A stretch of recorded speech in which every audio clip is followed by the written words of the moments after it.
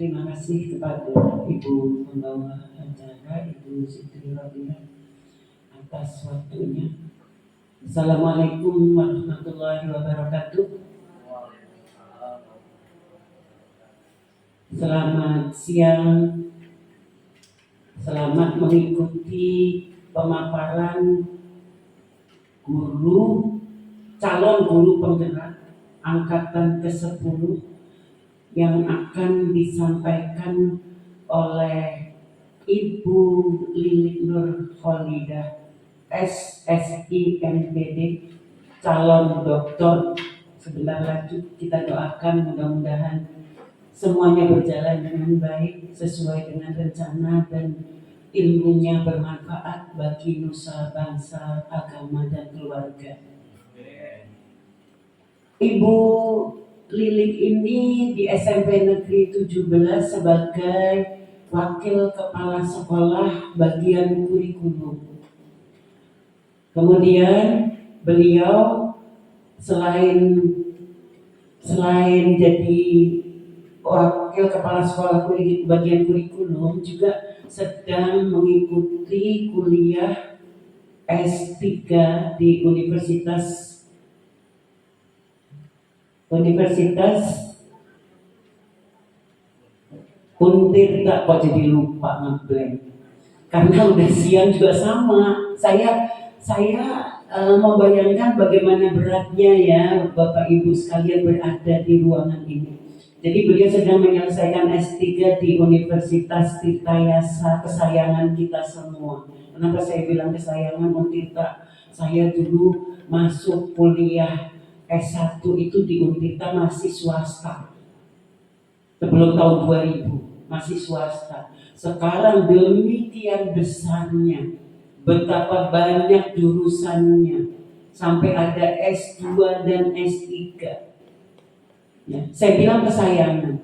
Ya. Dan perlu diketahui, yang kuliah S2 saat saya di Untirta juga, itu bukan hanya mahasiswanya bukan hanya dari kota Serang saja, tetapi bahkan banyak yang jauh-jauh, yang dari Tangerang pun banyak. Kemudian yang dari Malin, Rangkas, dan lain sebagainya. Tapi yang saya lihat di kelas saya itu yang dari kota Serang cuma saya saat itu. Jadi dari berbagai macam daerah, motivasi mereka sangat tinggi. Saya sekarang mengajak kepada anak-anakku sekalian yang berada di sini, yang masih muda, yang belum S2, yang masih punya waktu dan lain sebagainya, sebaiknya mengikuti karena banyak ilmu yang kita dapatkan pada saat kita ambil kuliah ke jenjang yang lebih tinggi. Baiklah, tugas saya di sini adalah sebagai wakil kepala sekolah mendorong, memotivasi, memfasilitasi, termasuk saya memotivasi Bapak Ibu tadi juga kan sebagai bagian dari motivasi ya, memotivasi, kemudian memotivasi Ibu Lilik itu sendiri. Juga tugasnya kali ini adalah membuka acara ini, yaitu tentang forum berbagi aksi nyata yang berjudul Budaya Positif. Sedikit saya ingin mengupas. Budaya positif itu sebetulnya sudah berada di dalam hati atau pribadi orang masing-masing. Di dalam setiap pribadi itu memiliki budaya positif dan budaya negatif, ya kan? Yang menjadikan tertekannya budaya negatif itu pertama adalah lingkungan keluarga, yang kedua adalah agama, dan yang ketiga kita berperan sekali di dalam membentuk generasi muda supaya berbudaya positif. Kita di kelas, contohnya kita adalah sekolah adiwiyata. Sedikit budaya positif yang kita tanamkan adalah membuang sampah pada tempatnya dan jajan menggunakan tempat makan dan tempat minum dari rumah. Karena betapa banyak siswa kita itu yang dengan enak, dengan nyamannya buang sampah itu langsung di bawah kakinya. Coba Bapak Ibu lihat, kalau ngajar sedikit iseng lah, lihat di bawah kakinya, bahkan di dalam lacinya itu banyak sampah. Dia nggak merasa enggak, tidak merasa nggak enak, karena maaf, budaya di rumahnya tidak mengajarkan itu. Bahkan dia bisa meludah di sembarang tempat. Yang saya lihat, ibu-ibu zaman sekarang yang sudah pendidikannya tinggi, anak-anak usia 2 tahun, 1,5 tahun, kalau habis ganti pampers, anaknya suruh buang ke tempat sampah. Budaya positif tidak? Budaya positif. Ganti baju, bajunya dibiasakan si bayi tersebut untuk menyimpan di tempat baju kotor. Ya, itu yang saya lihat. Ibu-ibu muda yang berpendidikan tinggi, yang saya lihat ya, maaf bukan saya merendahkan orang yang tidak berpendidikan, tapi yang saya lihat anak-anak ibu-ibu muda yang berpendidikan tinggi, struktur mendidik anaknya itu lebih baik daripada, saya nggak ngejelekin orang, daripada saya. Ya, semoga pemaparan Bu Lili kali ini dapat secara pribadi ibu-ibu menyerap untuk kemudian nanti saya yakin semua yang berada di sini semuanya sudah amat sangat tahu bagaimana harus bertindak positif, bagaimana harus berperilaku positif. Tapi tidak ada salahnya kalau kali ini Bu Lili akan memaparkan tentang budaya positif yang kali ini ditugaskan dari CGP. Untuk itu siang ini saya buka forum berbagi aksi budaya positif yang akan disampaikan oleh Ibu Lilik Nur Khalidah SIMPD. Terima kasih. Billahi taufiq wal hidayah. Assalamualaikum warahmatullahi wabarakatuh.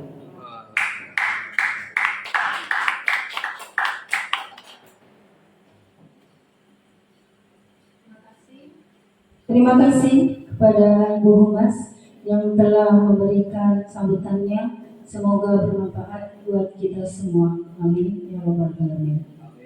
Baiklah, kita lanjut pada acara selanjutnya, yaitu pemaparan materi budaya yang akan disampaikan oleh guru penggerak kita, yaitu Ibu Lili Nur Khalidah SSI MPD. Waktunya kami persilakan. Bismillahirrahmanirrahim. Izin saya berdiri sebelumnya.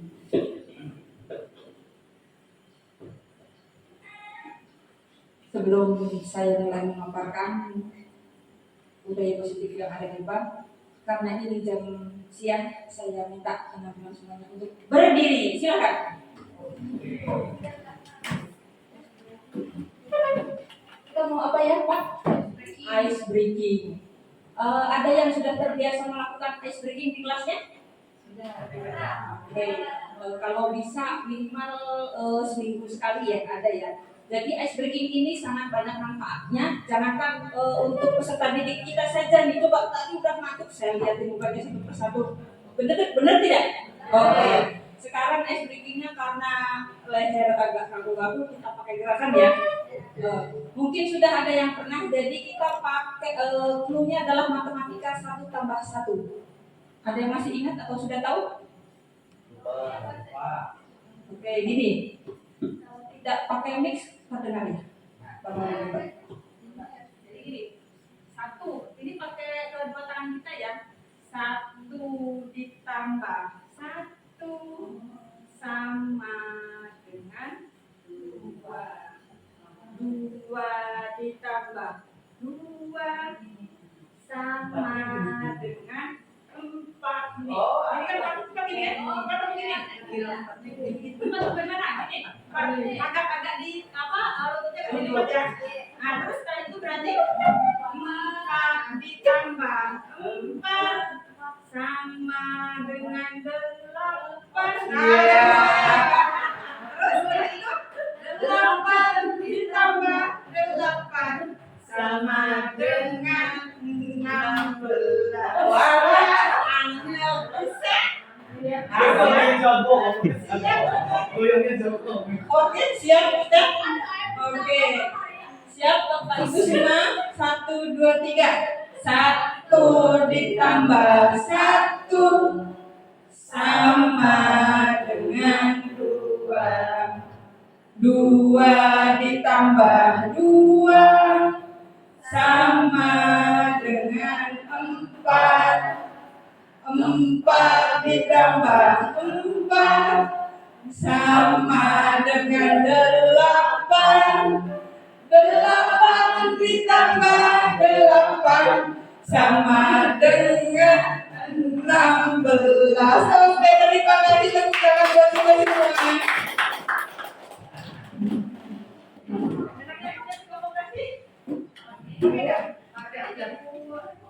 Oke, jadi terkadang kita sekali, 2 kali, atau sering kali harus tanda kutip maaf agak gila membersamai peserta didik kita ya. Jadi bagaimana rasanya ini udah agak berkeringat ya. Oke, nanti masih banyak mungkin ratusan ice breaking yang sudah pernah saya download. Oke, langsung saja saya tampilkan. Bismillahirrahmanirrahim. Jadi di program Guru Penggerak ini saya sudah mengikuti bulan ketiga. Dalam pendidikan ini ada 3 modul. Ini adalah akhir modul pertama, jadi setengahnya pun belum dapat. Dari modul 1, 2, dan 3 sampai 4 itu banyak sekali kejutan di dalamnya. Jadi ketika kami lokakarya, itu ada beberapa teman pengen cepat selesai, pengen cepat wisuda. Saya bilang begini, kenapa? Nanti kita nggak deg-degan dong. Dari 1 modul aja deg-degannya 4 kali tiap modul seperti itu ya.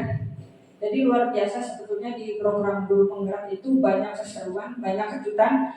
Walaupun tadinya di awal-awal angkatan pertama, kedua, mungkin kita sempat pernah dengar ya tanda kutip agak berat, agak menakutkan. Tapi sebetulnya mungkin saya percaya dengan program pemerintah bahwa setiap kegiatan itu akan dievaluasi.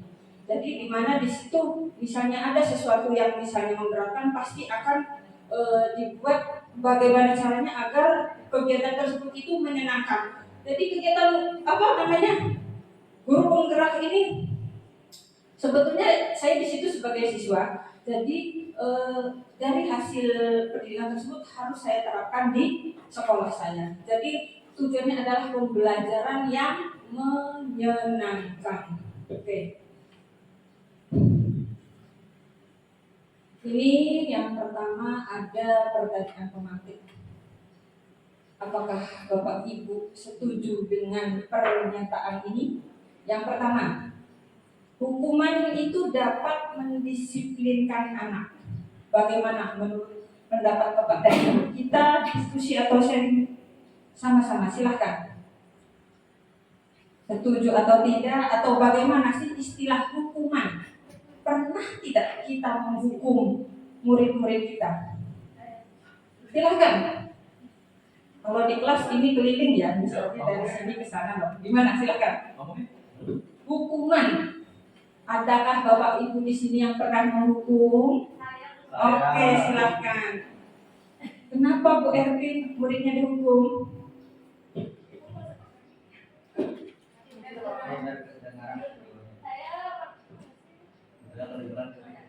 Saya pernah menghukum siswa karena siswa pada saat jam pelajaran mereka ke kantin. Ya, betul. Kemudian setelah itu hukuman apa yang diberikan oleh Bu Erwin kepada? Saya suruh kumpul di lapangan, Bu. Suruh kumpul di lapangan. Oke. Beri pengarahan. Oke. Terima kasih atas berbagi pengalaman Bu Erwin. Jadi Bu Erwin pernah menghukum muridnya karena apa tadi? Pada saat jam pelajaran jajan di kantin. Jelas itu melanggar peraturan ya. Jadi setelah itu Bu Erwin mengambil keputusan untuk menghukum murid-murid tersebut untuk kumpul di lapangan. Oke, buat pertandingan boleh 1, 2, atau 10 orang, silakan. Silakan yang pernah menghukum. Kalau belum pernah menghukum berarti keren banget. Ibu-ibu mereka mulia, soleh-soleha. Silakan. Siapa? Terima kasih Pak Bahlil.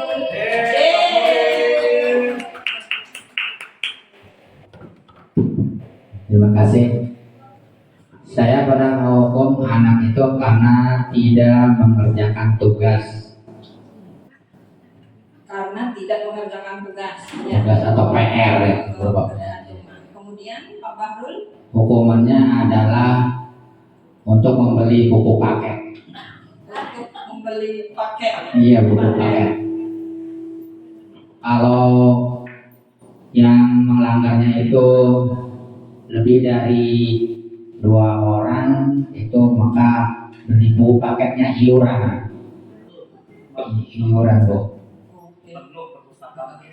Oke, sudah cukup Pak Bahrul? Sudah. Oke, jadi selain Bu Erwin, Pak Bahrul juga ternyata pernah, nggak tahu yang lainnya. Jadi Pak Bahrul merasa pernah menghukum muridnya karena muridnya tidak mengerjakan tugas atau pekerjaan rumah. Setelah itu diberikan apa namanya, hukuman atau sanksi? Mirip-mirip ya? Oke, sanksi atau hukuman mungkin ya ini. Berupa mengganti buku paket. Oke, terima kasih. Udah cukup ya 2 ya. Jadi dari 2 contoh tersebut, hukuman yang sudah Bu Erwin berikan, mengumpulkan murid-murid ke lapangan, kemudian Pak Bahrul menghukum muridnya untuk mengganti buku paket, apakah itu akan mendisiplinkan murid-murid kita? Silahkan hati Bapak Ibu sendiri yang menjawab. Sudah melakukan Halo. Ada yang bandel enggak gitu ya, cewek. Oke. Nanti belum kita urai ya, ini baru pemantik. Oke, berikutnya di sini ada pemberian hukuman dengan hal positif seperti membaca atau bersihkan halaman sekolah itu dapat meningkatkan disiplin anak. Bagaimana Bapak Ibu, setuju atau gimana? Bagaimana? Setuju. Dengan apa namanya, bersihkan halaman tadi fisik ya, walaupun tidak berat. Kemudian yang ketiga di sini ada memberi penghargaan. Penghargaan sama hukuman itu 2 kata yang berbeda atau perbedaan. Iya, kalau hukuman itu kan karena melakukan kesalahan. Tapi kalau penghargaan itu karena dia meraih prestasi biasanya. Terima kasih banyak Bu Aku. Jadi kalau hukuman karena murid kita telah melakukan kesalahan atau melanggar, kemudian jika diberikan penghargaan karena sesuatu yang melakukan hal yang baik atau bisa berprestasi. Oke, kalau hukuman pernah, kalau penghargaan, Bapak Ibu selama ini pernah memberikan penghargaan berupa apa?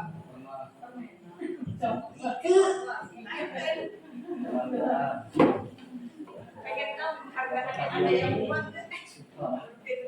Ya Bu, jadi kan kalau saya kan pembelajarannya seni itu ada tentang apresiasi. Jadi penghargaan untuk anak yang bisa menjawab pertanyaan saya, bisa melukis, itu saya memberi apresiasi dengan cara memberi pujian, terus teman-temannya juga memberi apresiasi untuk kasih tepuk tangan, biasanya gitu. Kasih. Terima kasih banyak Bu Ike. Jadi Bu Ike pernah memberikan penghargaan berupa pujian ataupun applause ya, karena sudah berhasil menjawab pertanyaan yang benar. Oke, cukup itu saja dulu karena masih ada beberapa yang harus Oke, di sini topik pembelajaran kali ini ada 6, agak banyak. Nanti intinya saja. Yang pertama, disiplin positif dan nilai-nilai kebajikan universal. Disiplin positif kan tema kita kali ini. Kemudian yang kedua ada teori motivasi, hukuman dan penghargaan serta restitusi. Dari beberapa kalimat kata ini, adakah yang baru Bapak Ibu dengar mungkin? Oke, restitusi pantas banget karena belum ikut bergerak nanti. Keren banget berarti Bu Lilis nanti tahu. Oke, berikutnya kalau keyakinan kelas sudah tahu semua dong. Keyakinan kelas sudah ya. Keyakinan kelas itu jadi berarti keyakinan antara guru dengan siswa, sesuatu yang terjadi atau tindakan guru ataupun murid yang diyakini itu tindakan yang baik atau tidak. Bedanya dengan Kesepakatan ya? Keyakinan sama kesepakatan bagaimana? Enggak, bedanya apa ya? Ada yang bisa bantu jawab? Kalau belum terjawab tidak apa-apa karena nanti sekali ini pertanyaannya nanti nggak apa-apa, nanti terjawab sama-sama. Oke, terima kasih atas pertanyaannya. Kemudian yang keempat adalah kebutuhan dasar manusia dan dunia kualitas. Kemudian kelima itu ada restitusi, 5 posisi kontrol, dan yang terakhir itu ada restitusi segitiga restitusi. Yang pertama di sini mengenai disiplin positif dan nilai kebajikan universal. Oke, itu ada gambar apa? Boleh dipraktekkan? Rajos. Maksudnya ada gambar apa ini? Kepalan tangan. Kemudian nanti saya minta perwakilan paling tidak 2 orang apa yang dirasakan atau pendapatnya seperti apa dengan mengikuti praktek seperti ini. Silahkan dipahami karena apa yang terjadi pertanyaannya.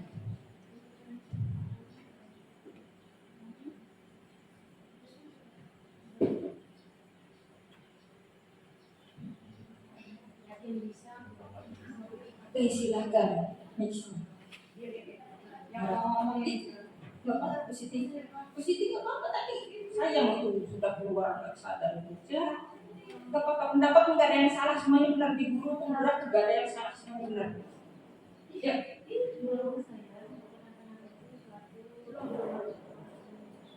Kalau menurut saya, mengembangkan tangan itu sesuatu, misalkan ada keyakinan di hati, ya seperti misalnya yang dia belajar, pokoknya harus bisa. Saya yakin pasti bisa. Mungkin. Boleh Ada yang lainnya. Ada lagi yang lain boleh sekalian enggak? Boleh.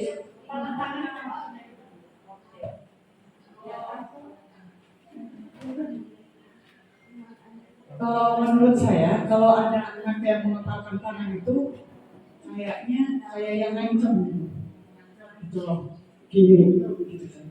Ngancem itu dia. Saya Oke, terima kasih Bu Lilis. Ada lagi Bu Dian kayaknya kepo deh. Kepo deh Bu Lilis. Bu Lilis, Bu Dian. Satu lagi deh Bu Dian.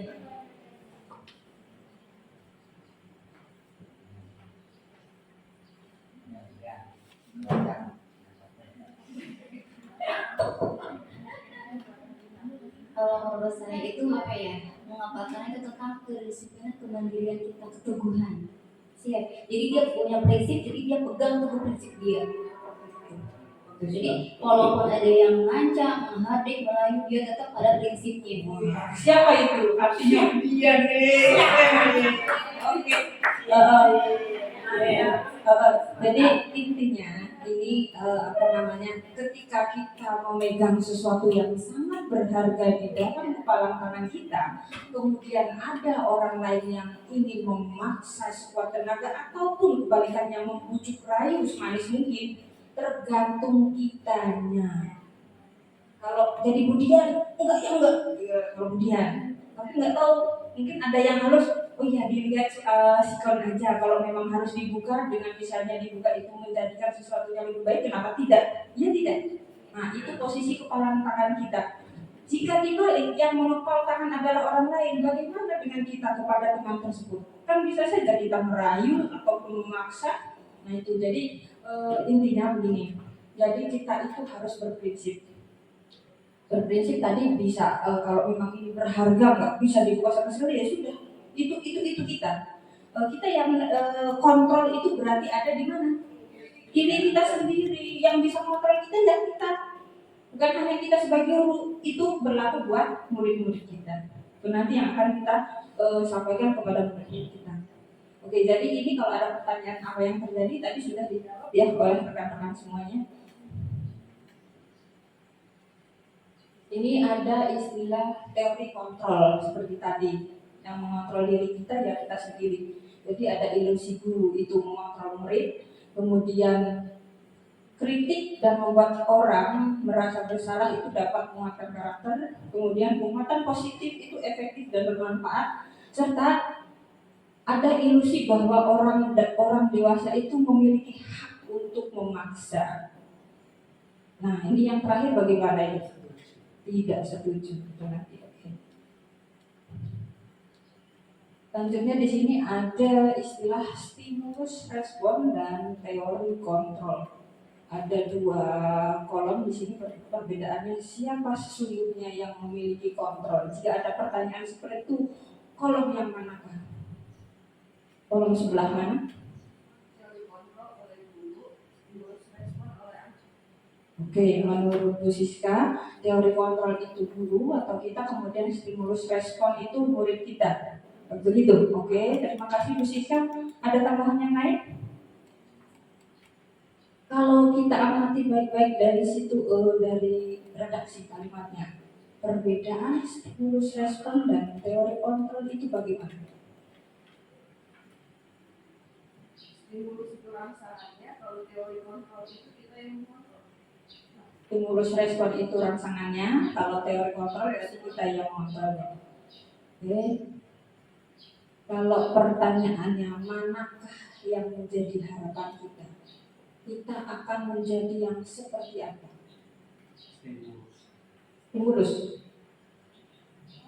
Stimulus respon dengan kontrol, yang kita harapkan diri kita ini nanti ke depannya mau yang mana? Teori kontrol. Jadi teori kontrol itu maksudnya sesuatu yang menjadi harapan kita. Kalau stimulus respon kan di sini contoh mau yang pilih yang mana? Contoh yang kedua misalnya, perilaku buruk itu dilihat sebagai suatu kesalahan. Jadi kalau ada yang buruk ya udah salah. Benar nggak seperti itu? Kalau ada murid kita buruk ya dia salah. Gitu aja. Atau ada pilihan yang lainnya? Semua perilaku memiliki tujuan. Maksudnya bagaimana? Si murid kita melakukan perbuatan yang buruk itu pasti ada alasannya, ada yang melatar belakanginya, ada tujuan dia. Jadi harapan kita nanti kita ini memiliki harapan bisa mengontrol, begitu ya. Sudah jelas ya perbedaannya? Tidak usah satu-persatu. Di sini tulisannya kecil sekali ya, intinya. Teori kontrol itu kalau bahasa menurut teori-teori itu adalah Dr. William Glasser ya. Jadi Anda itu tidak bisa mengontrol orang lain, hanya Anda sendiri yang bisa mengontrol diri Anda. Oke. Semua perilaku itu pasti memiliki tujuan, baik yang menurut kita baik ataupun sebaliknya. Oke, itu. Di sini kita ada makna disiplin. Disiplin itu artinya belajar. Makna dari kata ini berkonotasi dengan disiplin diri dari Socrates dan Plato. Disiplin diri membuat orang menggali potensinya menuju sebuah tujuan. Namun dalam budaya kita, makna kata disiplin ini berubah menjadi sesuatu yang seseorang pada orang lain untuk mendapatkan kepatuhan. Untuk menghubungkan kata disiplin dengan ketidaknyamanan, bukan dengan apa yang kita hargai atau jadi disiplin itu kan sebuah kata yang baik ya. Tapi kan di sini kata disiplin ini harus disiplin berarti kan tidak nyaman, terus bukan dengan apa yang kita hargai atau pencapaian suatu tujuan mulia. Ini nilai-nilai kebajikan universal itu ada beberapa model ya. Salah satu yang kita gunakan dan sudah dipatenkan oleh Mas Menteri kita itu di sini ada berapa nilainya? Ada berapa nilainya? Yang pernah kita nyanyikan sama-sama dengan murid kita? Ada berapa? Profil pelajar Pancasila. Ya kan? Coba mau coba nyanyi. Berikutnya adalah pembelajaran kedua. Di sini ada teori motivasi, hukuman dan penghargaan serta restitusi.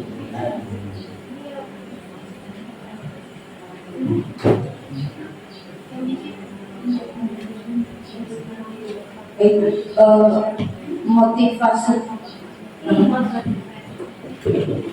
Motivasi di sini, motivasi itu ada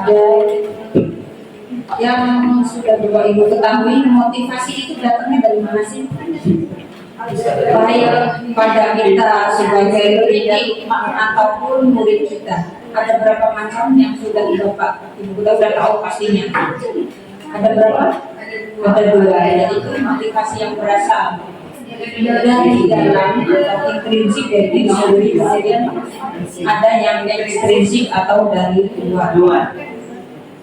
Oke, kita bisa lihat di sini. Yang pertama ada motivasi dari luar.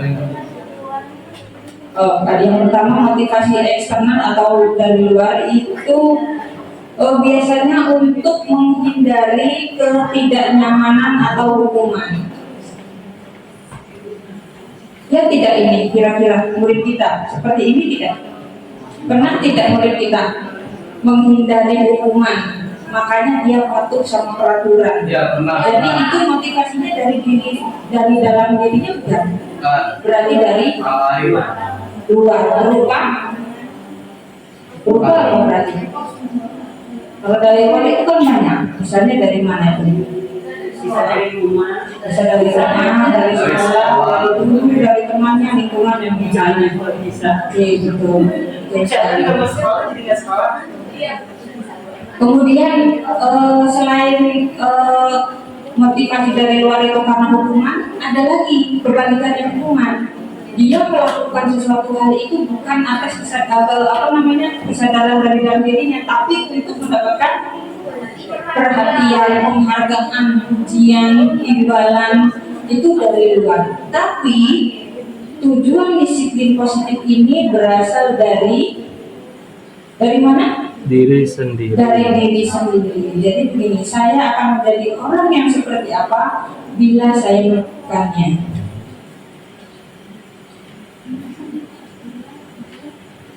Ini Bapak kita semua, KHD, biasa kita sebut KHD, Bapak Ki Hajar Dewantara.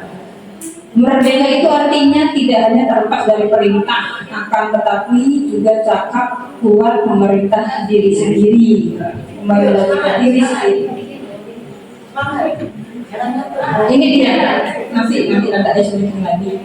Apa itu restitusi? Di sini tadi siapa yang ingin mengetahui tentang sanksi restitusi juga silakan tulis kenalan.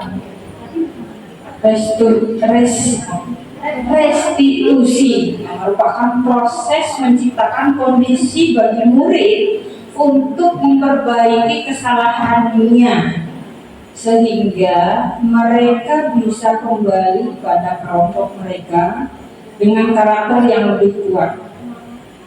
Restitusi juga adalah suatu proses kolaboratif yang mengajarkan murid untuk mencari solusi untuk masalah mereka dan membantu berpikir tentang seperti apa yang mereka inginkan. Jadi Bapak Ibu belum ada yang mempraktikkan restitusi ya? Oke, tenang, semuanya ada tahapannya. Ini ciri-ciri dari restitusi sendiri. Restitusi di sini ini bukan untuk menebus kesalahan, namun untuk belajar dari kesalahan. Kemudian ciri berikutnya adalah memperbaiki hubungan yang tadinya sempat salah paham atau ada terjadi kesalahan dan yang lainnya. Kemudian ini yang ketiga adalah tawaran, bukan paksaan. Kemudian menuntun untuk melihat ke dalam diri, mencari kebutuhan dasar yang mendasari tindakan. Restitusi ini adalah cara yang paling baik. Jadi semoga bertahap guru-guru di sekolah ini mampu menerapkan restitusi ini. Kemudian fokusnya pada karakter bukan tindakan, fokus pada solusi dan mengembalikan murid yang berbuat salah. Berikutnya kan tadi ada 6 ya, ini baru 3. Kemudian ada keyakinan kelas. Iya. Nah, di sini boleh dilihat mengapa harus keyakinan kelas. Tidak peraturan saja. Bisa diperhatikan di sini jika apa nih? kita memiliki peraturan harus menggunakan helm bila mengendarai kendaraan roda 2. Mengapa kita memiliki peraturan 3M, menggunakan masker, mencuci tangan, dan menjaga jarak? Untuk mendukung motivasi intrinsik kembali ke nilai-nilai keyakinan untuk untuk mengikuti serangkaian peraturan. Nah, di sini ada sebuah lingkaran pada apa namanya istilahnya circle paling luasnya itu adalah budaya positif sekolah kita namanya ya. Kemudian di dalam budaya positif itu ada apa di situ? Lingkungan yang positif, kemudian ada keyakinan kelas yang paling kecil atau mungkin yang paling ini adalah peraturan kelas. Berikutnya boleh dibedakan yang mana yang merupakan keyakinan kelas, yang mana? Yang mana yang merupakan keyakinan kelas? Ada dua kanan kiri kesepakatan kelas. Yang mana yang keyakinan kelas? Yang sebelah? Yang kiri, yang hijau. Coba, yang keyakinan kelas. Kalau yang kanan kayaknya kesepakatan. Iya, jadi maksudnya keyakinan ya kesepakatan kelas. Jadi kesepakatan itu Enggak beda. bisa sama. Sama. Yang membedakan hanya adalah peraturan keyakinan itu ya kesepakatan. Nah, kalau yang ini kan yang kanan sama kiri beda kan? Ya, bedanya yang kesepakatan itu yang mana? Namanya kesepakatan itu berarti apa? Dibuat bersama. Dibuat bersama antara siapa? Siswa dan Antara murid atau siswa dengan guru. Berarti yang sebelah mana? karena kami guru dan murid. Nah, itu dia kesepakatan itu berarti situ ada pernyataan kami guru dan murid. Nah, Ini juga dari kemudian di sini ada beberapa contoh bedanya peraturan dengan keyakinan kelas. Nah, harapan kita berarti yang mana? Keyakinan kelas berarti di situ contohnya adalah tanggung. Jadi maksudnya gini, peraturan selalu memberikan bentuk kepakyaan seolah-olah diatur gitu kan, disuruh. Tapi di sana ya sudah bertanggung jawab. oke, jadi itu harapannya murid kita itu bertanggung jawab. Ya. Oke, berikutnya lagi. Nah, tadi di awal kita sudah berbagi mengenai hukuman yang pernah kita lakukan. Selain hukuman ada istilah lainnya yaitu apa? Konsekuensi. Apa bedanya antara hukuman dengan konsekuensi? Menurut Bapak Ibu, apakah jawabannya pasti benar? Apa Bapak Ibu? Hukuman tindakan konsekuensi. Kalau hukuman itu tindakan, kemudian konsekuensi resikonya. Jadi kalau konsekuensi di sini berarti murid sudah tahu belum? Nah, berarti jadi antara hukuman sama konsekuensi yang kita harapkan murid kita itu menerapkan yang mana? Yang konsekuensi.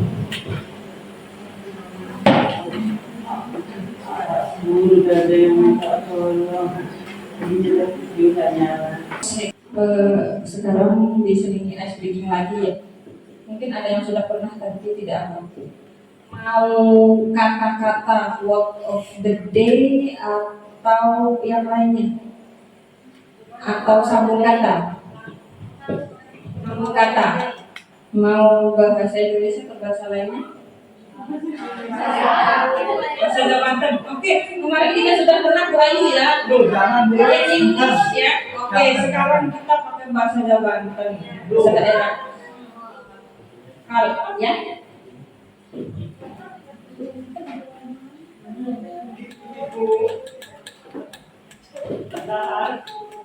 Oke, ini belum pernah coba saya coba berarti. Eh, jadi ini kan nggak bahasa Indonesia, bahasa Inggris juga enggak, berarti pakai bahasa daerah. Ada yang keberatan kalau pakai bahasa Jawa Banten? Bu Ike bisa bahasa Jawa Banten? Bu Ike bisa bahasa Jawa Banten? Met Mutiara? Maksudnya kalau misalnya agak berat ada ini keringan display-nya ada nggak boleh bahasa Sunda. Mau tidak? Apa bahasa Jawa Banten semuanya? Kenapa ada Inggris ya? Jawa Banten aja ya. Oke, karena itu bahasa kita. Oke, jadi gini, menyebutkan satu kata dalam bahasa daerahnya adalah bahasa lokal kita. Bahasa Jawa Banten satu kata saja. Contoh, orang pertama contohnya kule. Kule itu artinya huruf terakhirnya apa? Nah, si orang pertama nanti bebas memilih ditunjuk saja. Jadi ini orang kedua yang hasil lemparan tadi dilanjutkan dulu. Betul bahasa Inggris, bahasa Jawa atau bahasa Inggris? Oke, kalau gitu ada bahasa Inggris, boleh bahasa Mandarin, boleh bahasa Mandarin. Oke, ada dua ya opsinya, bahasa Jawa Banten atau bahasa Inggris. Oke, yang penting itu huruf terakhir disambung oleh orang berikutnya. Sekarang tanggal berapa Bapak Ibu? Ada yang bulan tanggal 4? Kalau bulan April, yang tanggal lahir di bulan April? Di sini ada?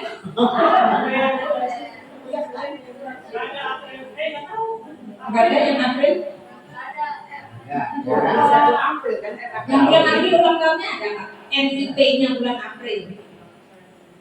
Nggak ada. Berarti bulannya bulan 6. Kalau yang bulan 6 Mei? Oke, Pak Muhid. Silakan satukan. Boleh bahasa Jawa Banten ataupun Inggris silakan. Satu kata pertama dari Pak Bahrul. Kata aja bebas. Jawa. Antara bahasa Jawa dan Inggris.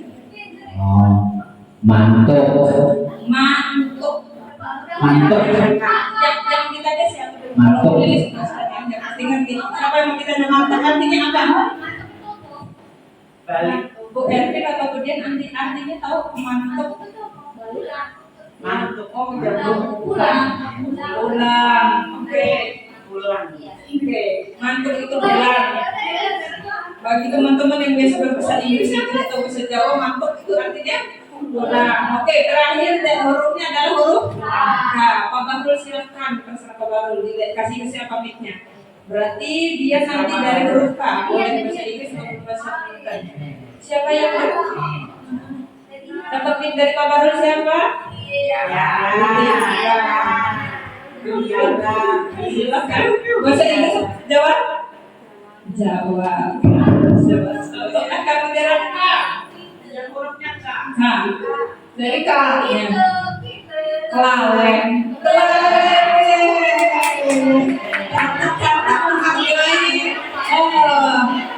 Kearifan lokal kita ternyata mutiara. Kelalen. Artinya apa? N. Artinya apa kelalen? Lupa. Oke. Terakhir berarti huruf N. Kita ambil huruf N. Kasih ke siapa? Ayo, silakan Ayu. Boleh bahasa Inggris. Jangan bahasa Jakarta. N. Enggak. Jawa ini belajar. Oke. Enggak itu N apa N? Enggak yang dimaksud apa? Kepala. Kalau endas itu huruf kepalanya E apa N? Tulisan endas bagaimana? Apa huruf utamanya? N gitu ya. Untuk tulis. Apa namanya?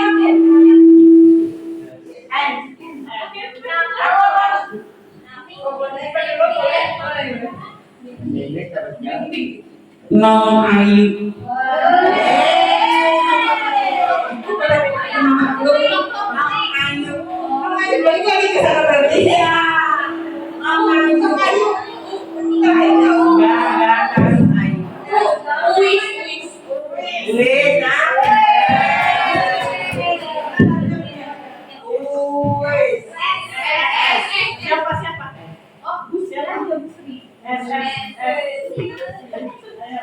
S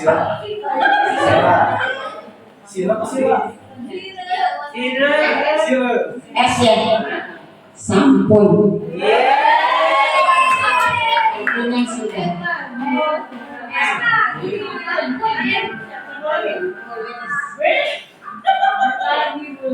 Sambung ya?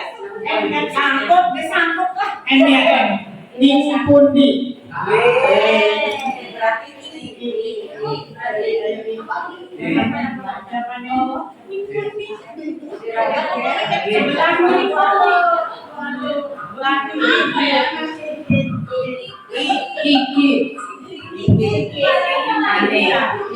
lagi kasih ujian bahasa Inggris lagi dia bahasa Inggris I love you. Bahasa Inggris.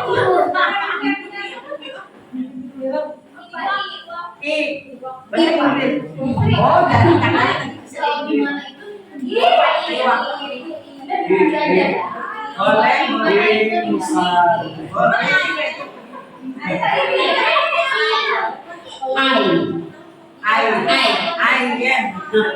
Kalau M pakai to be, kalau I hanya subjeknya saja.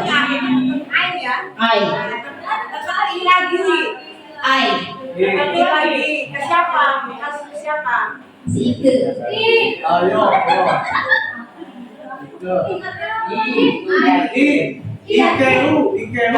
ikut gitu. Iya, Pak. Ike mau ke Ervin.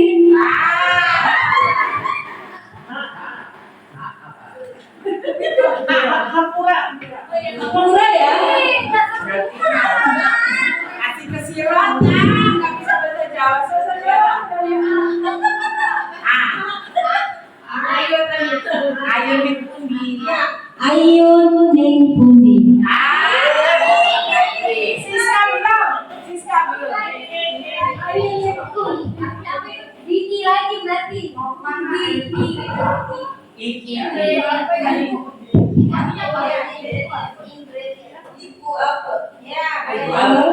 Berikutnya karena objek cukup siap, tentu saja di berikutnya pembelajaran tempat ini adalah kebutuhan dasar manusia, baik kita sebagai guru pendidik ataupun murid kita.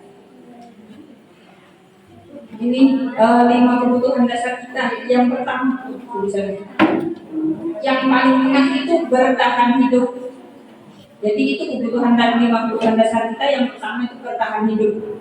Ya, yang berikutnya adalah ada penguasaan, kita menguasai sesuatu, kemudian ada kebebasan, tidak bisa semena-mena diperintah, kemudian kita kesenangan, happiness, nggak mungkin kita tidak mengenal kebahagiaan dan rasa kasih sayang yang dan bisa diterima.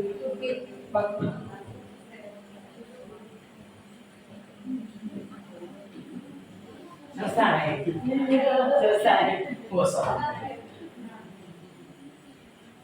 Kenapa tangannya gini kayak?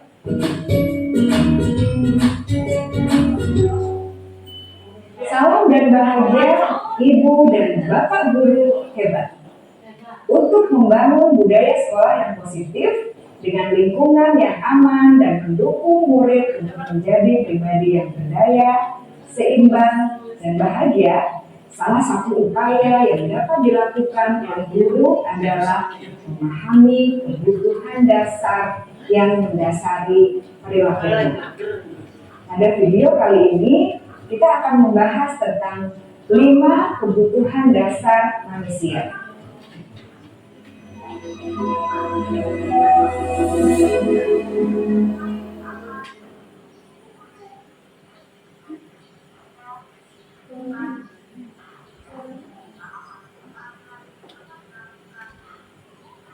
Murid untuk menjadi pribadi yang berdaya, seimbang, dan bahagia, salah satu upaya yang dapat dilakukan oleh guru adalah memahami kebutuhan dasar yang mendasari perilaku murid.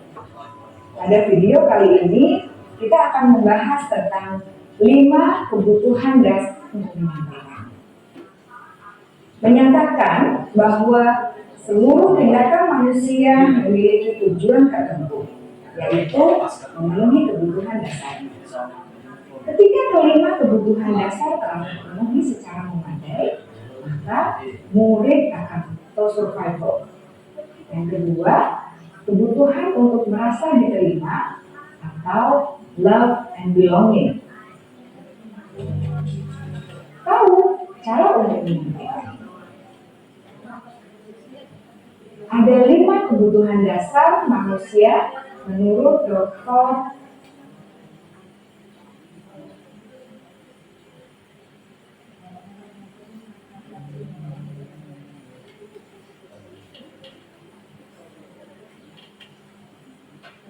Untuk 5 kebutuhan dasar nanti karena ada kurang kesesuaian kita lanjut dulu. Di sini ada 5 posisi kontrol. Ini kontrol dari diri kita seorang pendidik.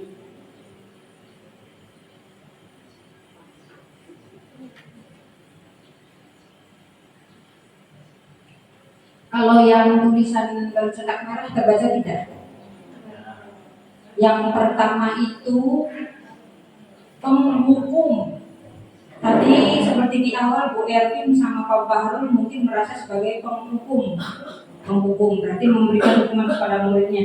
Kemudian yang kedua adalah apa? Pembuat orang merasa bersalah. Nanti ya berikutnya pembuat orang merasa bersalah. Jadi kita itu kita buat dia merasa bersalah. Jadi urut tapi nggak enak karena nggak enak. Kemudian yang ketiga ada kita adalah sebagai teman.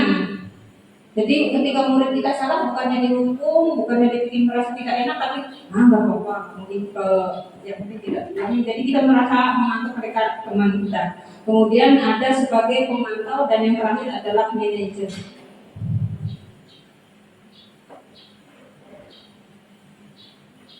Ini terbaca ya. Jadi 5 posisi kontrol kita ini di sini. Penghukum, itu tadi memberikan hukuman, kemudian membuat orang merasa bersalah, kemudian posisi sebagai teman kita itu sebagai merasa jadi murid kita menganggap kita merasa temannya, kemudian pemantau jadi kita memantaunya, yang terakhir yang jadi harapan yang terbaik dari semua guru adalah posisi manajer. Untuk guru penggerak sendiri minimal adalah sebagai teman ataupun pemantau.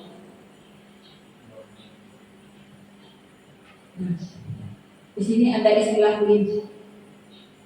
Ada 2 kolom. Yang kolom pertama ada pernyataan, kemudian kolom sebelahnya adalah siapa yang mengatakan. Nah, di sini bisa dilihat. Tadi posisi pertama sebagai posisi kontrolnya adalah penghukum. Boleh kita lihat sama-sama contoh pernyataan sebagai posisi penghukum. Di situ ada kamu tidak pernah benar melakukannya. Berarti menghukum kan? Kemudian ada lagi kamu selalu yang paling terakhir. Itu contoh dari kalimat yang disampaikan oleh guru-gurunya sebagai penghukum. Kemudian setingkat dari penghukum adalah apa tadi? Membuat orang merasa bersalah. Contohnya bagaimana? Saya kecewa sekali dengan kamu. Merasa bersalah enggak murid kita kalau kita bicara seperti itu? Merasa bersalah kan? Setelah itu mengikuti peraturan tapi belum dari dirinya sendiri.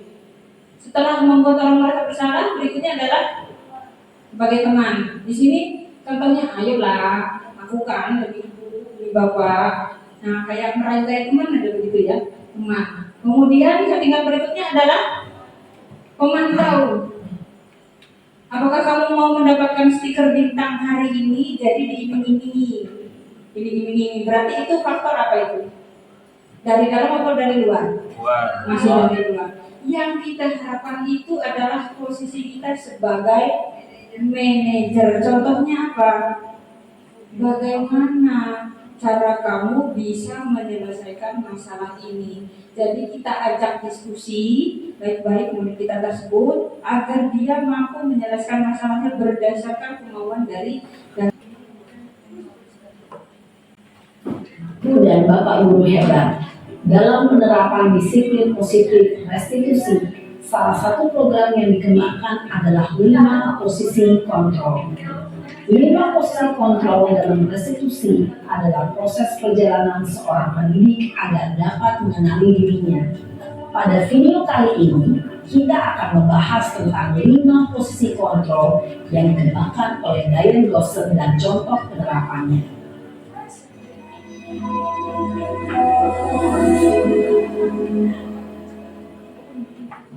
5 posisi kontrol itu adalah: 1. Posisi penghukum. 2. Posisi pembuat merasa bersalah. 3. Posisi teman. 4. Posisi pemantau atau monitor. Dan 5. Posisi manajer. Untuk lebih memahami kelima posisi tersebut, mari kita saksikan kasus Naren yang terlambat hadir 20 menit di sekolah dan melihat bagaimana kelima posisi kontrol dalam menghadapi masalah tersebut.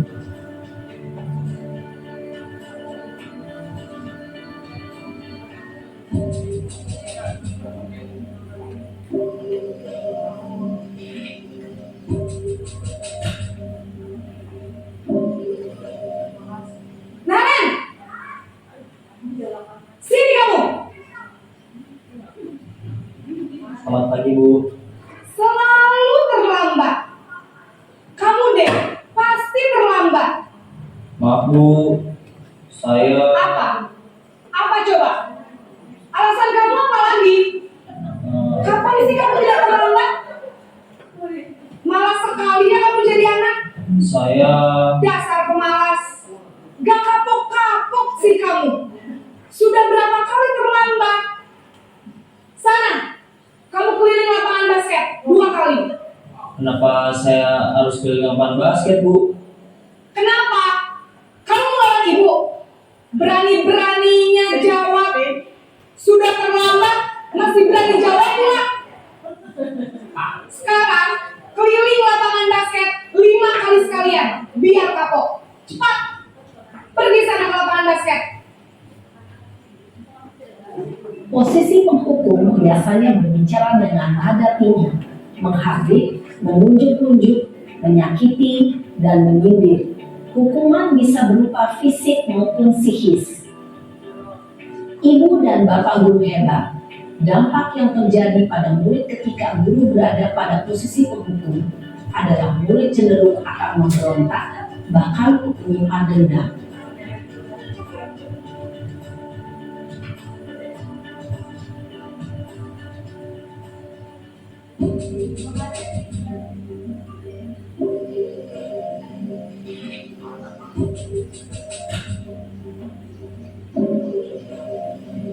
Naren!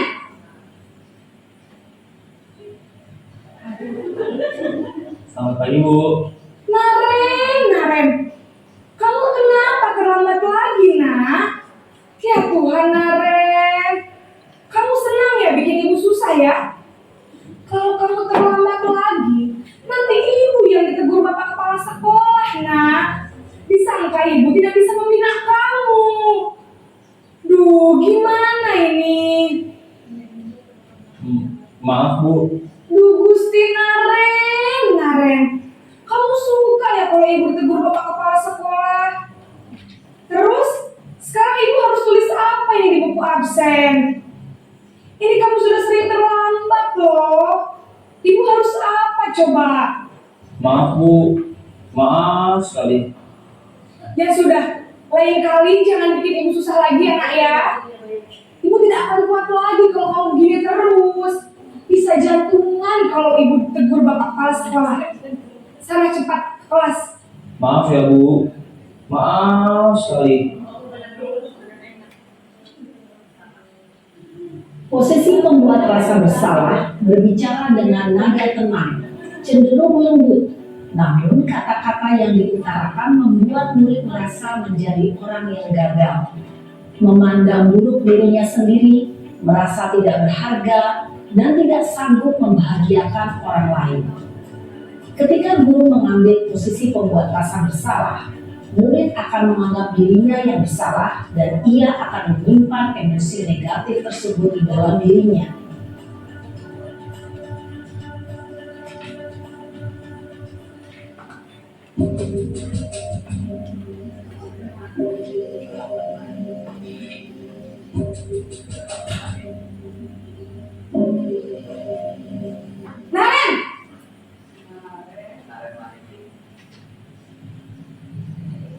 Selamat pagi Bu. Wah, sudah jam berapa ini nak? Terlambat lagi ya sayang. Iya Bu, habis ibu saya lupa membangunkan saya Bu.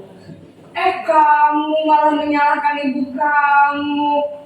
Kamu bukannya anak yang larinya paling kencang. Kok terlambat sih? Iya Bu, saya memang terlambat banget tadi. Jadi biarpun saya lari kencang, tetap gak kekejar Bu. Ya sudah sana. Nanti lain kali larinya lebih kencang lagi ya. Biar gak terlambat lagi. Bikin seneng ibu. Demi ibu. Bisa kan? Bisa lah Bu. Ya sudah sana masuk kelas. Ibu beresin urusan absen kamu. Kamu ini ada-ada saja. Dalam posisi teman, guru berbicara dengan nada suara ramah, akrab, cenderung bersenda gurau untuk menjaga suasana tetap santai. Murid akan merasa senang, aman, dan akrab dengan guru. Identitas yang tercipta adalah identitas sukses atau berhasil. Namun, perlu diingat, karena ini masih dorongan eksternal, maka ada faktor ketergantungan dari murid kepada orang tertentu. Di sini guru absennya, sehingga di lain waktu murid bisa berperilaku baik, namun hanya kepada orang-orang tertentu saja.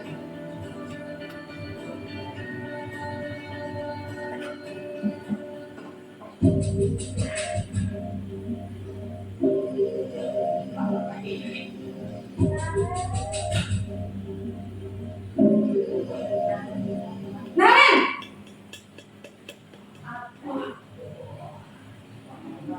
Selamat pagi Bu. Naren, apa peraturan sekolah kita tentang jam berapa kita harus masuk sekolah, nak? Kita harus di sekolah jam 7 Bu. Iya betul, sekarang sudah jam 7.20. Naren sudah tahu konsekuensinya jika terlambat hadir. Paham Bu. Saya harus tinggal kelas pas jam istirahat selama 20 menit. Iya benar, konsekuensinya demikian. Jadi nanti jam 9.30 pas istirahat, kamu harus tinggal di kelas, kerjakan tugas tambahan untuk ketertinggalan kamu, ya? Baik Bu. Posisi pemantau mengandalkan penghitungan atau data untuk mengontrol murid. Guru mengarahkan murid berdasarkan peraturan dan konsekuensi. Seorang pemantau menunjukkan bahasa tubuh dan ekspresi wajah yang datar dan cenderung formal.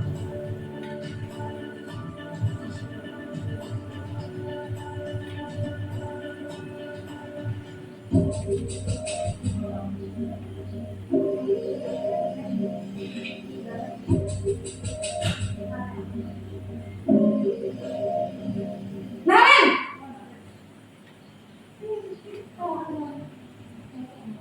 Selamat pagi Bu. Selamat pagi, Naren. Maaf Bu, saya terlambat. Iya, sekolah masuknya jam 7, sekarang sudah jam 7.20. Jadi sekarang bagaimana ini, Naren? Maaf Bu, saya lupa setel alarm saya semalam. Baiklah, menurut kamu, keyakinan sekolah yang mana yang perlu kamu tingkatkan? Menghargai diri sendiri dan orang lain mungkin ya Bu. Setuju. Jadi, apakah Naren meyakini prinsip saling menghormati tersebut? Iya Bu, saya meyakininya. Apakah Naren bersedia memperbaiki masalah keterlambatan ini? Bersedia Bu. Bagaimana kamu akan memperbaiki masalah keterlambatan ini? Saya akan coba untuk tidak lupa menyetel alarm saya Bu. Baik, kalau Naren lupa menyetel alarm di rumah, ada orang yang kira-kira bisa bantu mengingatkan tidak?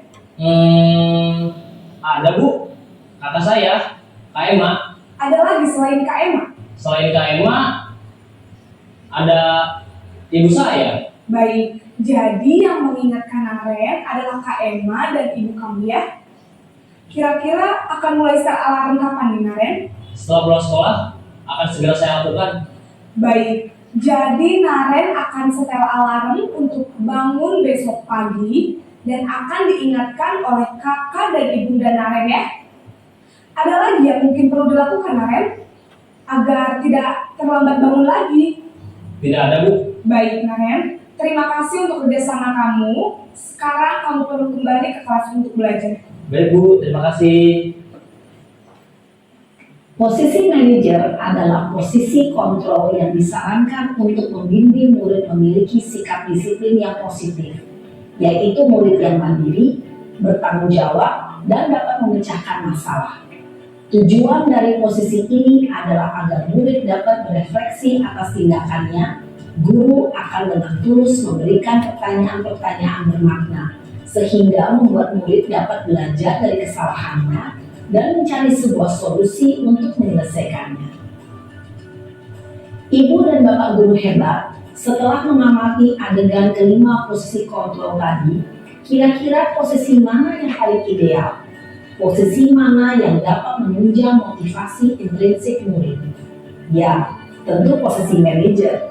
Posisi ini memang posisi ideal yang ingin dituju setiap pendidik. Pada posisi inilah, guru dapat menerapkan disiplin positif yang berpihak pada murid, yang memerdekakan murid.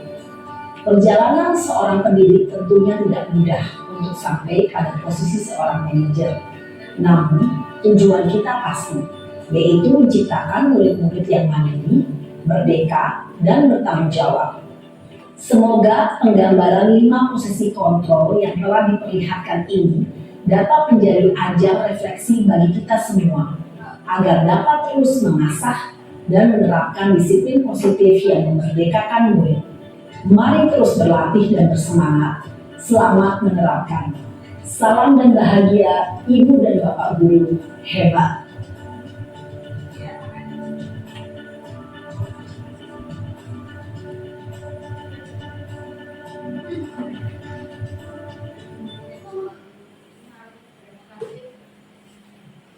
Bagaimana perasaannya setelah kita sama-sama menyaksikan video tersebut barusan? Ada yang mau menyampaikan sebelum nanti yang paling berperan di situ siapa? Masalah murid-murid yang ada di depan kita. Pak Gunawan nanti mau menyampaikan nanti. Nah, ada yang lain bagaimana? 5 posisi kontrol tadi bagaimana perasaannya? Silakan.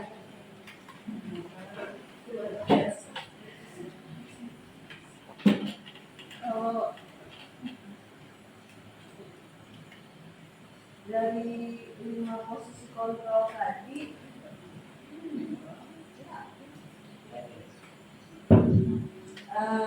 dari tayangan video tadi, dari 5 posisi kontrol tadi, jadi kayaknya saya tahu ya posisi saya, ternyata selama ini saya jauh melenceng ya, belum bisa sampai tahap manajer, masih di bawah-bawah itu lah Bu.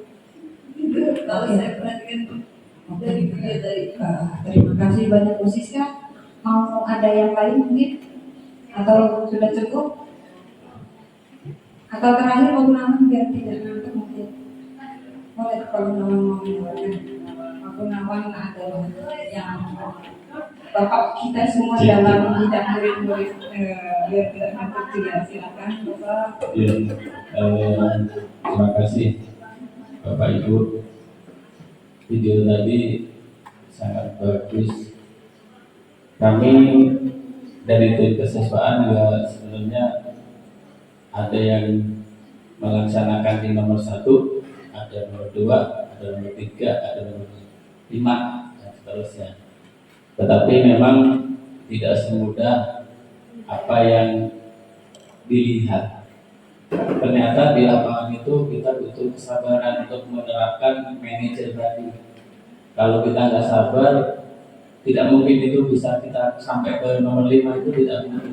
Pasti ada tahapannya, kadang kita maju ke 3, kadang ke 4, kadang ke 5, kadang ke 1 lagi dan seterusnya.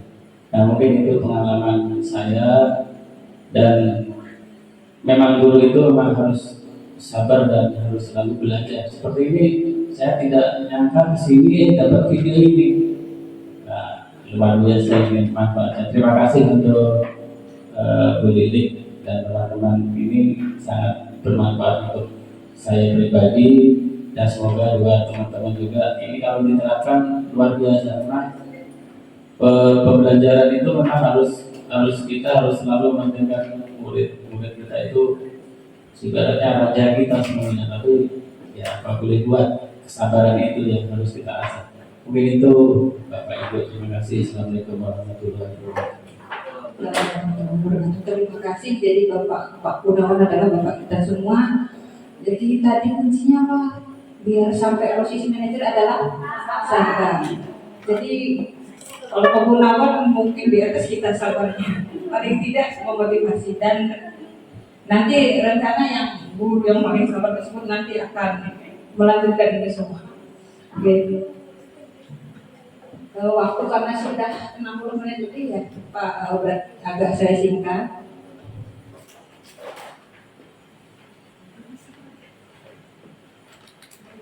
Ini yang tadi perlu ditanyakan ya, segitiga restitusi. Kalau tadi kan posisi kontrol untuk segitiga restitusi ini adalah, ini bisa dilihat. Ini untuk memecahkan permasalahan murid-murid kita. Jadi tahapannya itu ada 3. Yang pertama menstabilkan identitas, yang kedua validasi kebutuhan, yang ketiga adalah menanyakan keyakinan. Jadi ini pembelajaran terakhir, karena waktu sudah cukup. Insya Allah semoga Allah mengizinkan bisa dilanjutkan oleh CGP angkatan berikutnya. Kita doakan semoga sehat, lancar, Pak Gunawan dan Bu Sumiha. Segitiga restitusi ini juga luar biasa ya. Angkatan 11.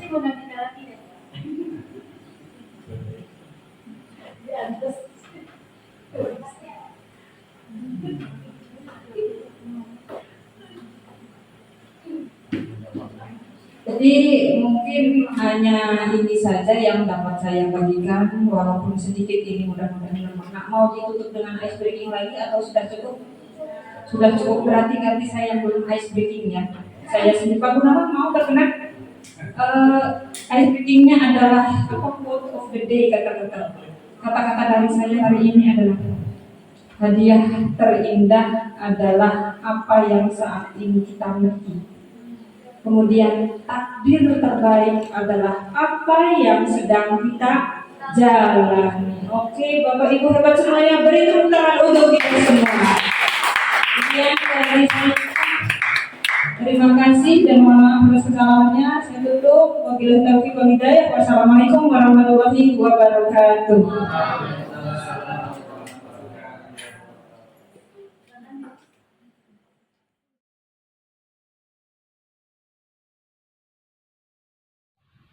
Assalamualaikum warahmatullahi wabarakatuh.